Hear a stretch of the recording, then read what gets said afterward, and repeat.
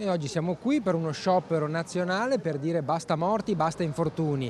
La provincia di Venezia vede in media sull'anno un infortunio ogni 45 minuti.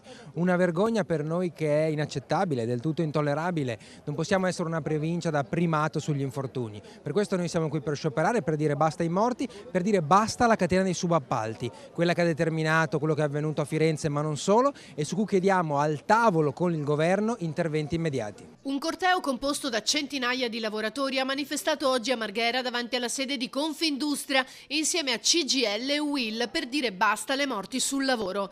Era stato annunciato dai sindacati nei giorni scorsi, ma dopo il disastro della centrale di Suviana e il 45enne che ha perso la vita al Teatro Momo di Mestre, si è resa ancor più necessaria. Le ultime morti, quella di Mestre l'altro giorno ci ha lasciato sgomenti e quella di Bologna ieri l'altro ci fa capire che c'è molto da fare. La cultura della sicurezza va fatta in più ambiti, da crearla nelle manifestazioni, nell'assemblea di fabbrica, con le istituzioni, con gli imprenditori e nelle scuole.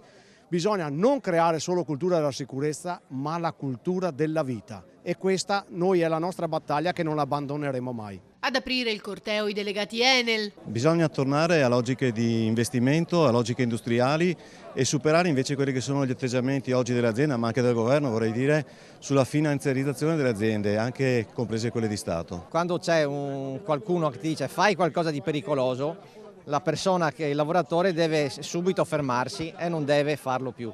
Io voglio porre un accento su una cosa: tutti questi morti sono come una guerra, e pensiamo alle famiglie che perdono un loro caro.